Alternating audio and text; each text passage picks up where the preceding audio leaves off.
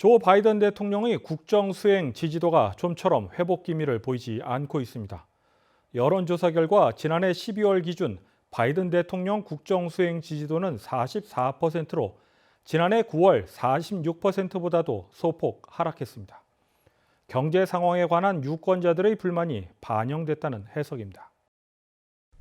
여론조사기관 체인지가 지난 12월 17일부터 20일까지 1,895명을 상대로 실시한 여론조사 결과를 발표했습니다. 응답자의 56%가 현재 국정 수행에 대해 지지하지 않는다는 부정적인 평가를 내놓았습니다. 물가 부분은 지난해 하반기부터 바이든 행정부의 주요 고민거리 중 하나였습니다. 이번 조사에서 응답자의 84%는 물가가 1년 전보다 높았다고 답했습니다. 아울러 응답자 중 단 19%만 같은 기간 소득이 늘어났다고 답했으며 23%만이 인플레이션이 진정되기 시작했거나 곧 진정되리라고 응답했습니다. 코로나19 대응 분야에서도 응답자의 55%는 바이든 대통령을 지지하지 않는 것으로 답했습니다. 한편 바이든 대통령과 해리스 부통령이 다음 주 화요일 애틀랜타를 방문할 것으로 알려졌습니다. 백악관 관계자는 이번 방문에 대한 자세한 내용은 밝히지 않았습니다. 하지만 정치권에서는 공화당 주도의 새로운 선거구 재조정 문제와 투표권에 관한 언급이 있을 것으로 예상하고 있습니다. KTN 뉴스 스티븐입니다. 2022년도 귀넷 카운티 예산안 규모가 20억 7천만 달러로 편성됐습니다. 지난해와 비교해보면 8.1% 증가한 것인데 니콜 핸드릭스 커미셔너 의장은 의료 지원과 대중교통 확대, 공공안전 등의 예산이 사용될 것이라고 밝혔습니다. 자세한 내용을 김상은 기자가 보도합니다. 귀넷 카운티 커미셔너는 화요일 2022년도 카운티 예산안을 발표했습니다. 예산안은 20억 7천만 달러로 작년과 비교해 8.1% 증가한 규모입니다.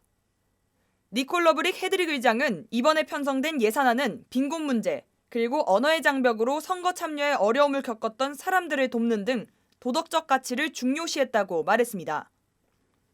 이번 예산안은 지난달 청문회 이후 신규 기업 지원 프로그램으로 11만 7천여 달러, 빈곤층을 위한 의료 지원 서비스 55만 달러가 예산안에 추가됐으며 주택지원금으로 25만 달러 등이 조정됐습니다. 측정된 운영비 16억 달러 중 약 3분의 2가량이 공공안전과 공공사업에 사용됩니다.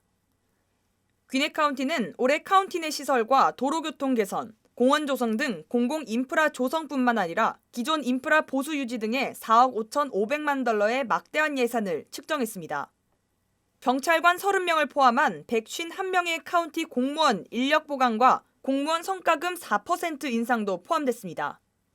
지금까지 귀넷 카운티 예산안은 매년 증가하는 추세입니다. 이번에 발표된 2022년 예산안은 사상 최대 규모로 기록됐습니다. 5명의 귀넷 카운티 주민들과 카운티 커미셔너, 각 부서의 이사들을 포함한 예산검토위원회가 예산안을 오랜 검토 끝에 2021년 12월 6일 공청회를 거쳐 최종 결정 내렸습니다. KTN 뉴스 김상은입니다. 도널드 트럼프 전 대통령이 16 연방의회 폭동 사태로 피해를 본 경찰관으로부터 또다시 소송을 당했습니다. 의회 폭동 사태와 관련해 트럼프 전 대통령이 경찰관으로부터 소송을 당한 것이 이번까지 최소 4건에 이른 것으로 알려졌습니다. 연방의회 마르크스 무어 경찰관은 최근 트럼프 전 대통령을 상대로 소송을 제기했습니다. 무어는 소장에서 트럼프 전 대통령의 그릇된 주장이 폭도들을 자극했다면서 의회 폭동의 책임을 트럼프 전 대통령에게 돌렸습니다. 자신이 직접 목격한 폭도들의 전행을 소장에 담으면서 이들의 폭력이 초래한 신체적, 정신적 부상에 대한 금전적 보상을 요구했습니다. 의회 폭동으로 부상을 당한 경찰관 2명도 지난해 4월 트럼프 전 대통령을 고소하며 각각 최소 7만 5천 달러의 피해 보상을 요구한 것으로 전해졌습니다. 한편 트럼프 전 대통령은 1월 6일 의회 폭동 1주년을 맞아 플로리다에서 가지려 했던 기자회견을 돌연 취소했습니다. 기자회견 취소의 구체적인 배경은 알려지지 않았으나 올해 중간선거에 부정적 영향을 미칠 것을 우려한 공화당 의원의 의견을 받아들인 것으로 전해졌습니다. KTN 뉴스 스티봉입니다. 쿠오모 전 지사의 후임인 캐시 호걸 주지사가 뉴욕 주지사의 임기를 2회 연임으로 제한하는 방안을 추진하고 있습니다. 더 나아가 부주지사와 주 검찰총장 등 주 전역에서 치러지는 선거를 통해 선출된 공직자의 임기도 함께 제한한다는 입장입니다. 다만 주의회 의원에게는 임기 제한을 추진하지 않는 것으로 알려졌습니다. 캐시 호걸 주지사는 주지사 임기 제한이 절대 권력 남용과 부패 방지 등 여러 비리 발생을 막을 수 있다는 입장입니다. 한편 뉴욕주 헌법에 주지사 임기 제한 규정을 삽입하기 위해서는 주의회의 승인과 함께 주민투표가 필요합니다. 다음은 코로나19 소식입니다. 오늘의 코로나19 현황을 김상은 기자가 종합했습니다. 1월 5일 오후 2시 50분 기준 미국 내 코로나19 누적 확진 환자는 5,832만 8,483명, 누적 사망자는 85만 2,303명입니다. 어제 하루 동안 신규 확진 환자는 90만 4,889명 늘었고 신규 사망자는 1,982명 증가했습니다. 주별 누적 확진 환자는 캘리포니아, 텍사스, 플로리다, 뉴욕, 일리노이 순으로 많습니다. 주변 누적 사망자는 캘리포니아, 텍사스, 플로리다, 뉴욕, 펜실베니아 순으로 많습니다. 오늘의 조지아주 코로나19 현황은 집계되지 않았습니다. 이상 오늘의 코로나19 현황이었습니다.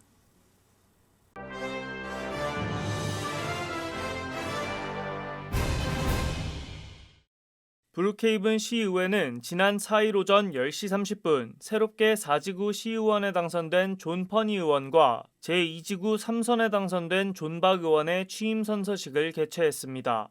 존 박 의원은 지난해 11월 실시된 지방선거에서 1,506표를 얻어 상대 후보를 2배가량 앞서 압도적인 승리를 거둔 바 있습니다.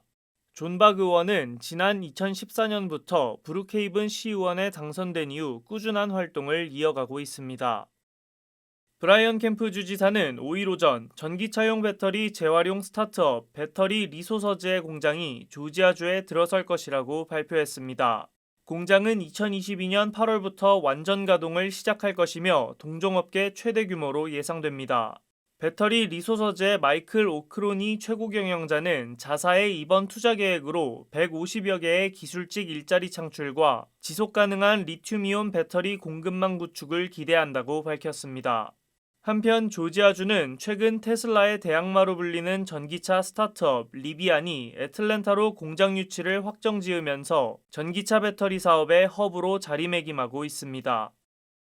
캘리포니아에서 태어난 쌍둥이가 화제입니다. 15분 간격으로 태어난 아일린과 알프레도 트루히오는 쌍둥이임에도 불구하고 태어난 날과 달, 그리고 연도도 다릅니다. 병원 측에 따르면 형 알프레도 트루히오는 2021년 12월 31일 오후 11시 45분에, 동생 아일린 트루히오는 2022년 1월 1일 자정에 태어났습니다. 병원 측은 쌍둥이와 산모 모두 건강한 상태라고 덧붙였습니다. 한편 쌍둥이가 다른 해에 태어날 확률은 200만 분의 1이라고 추정하고 있습니다. 이상으로 KTN 뉴스를 모두 마칩니다. 시청해주신 여러분 고맙습니다.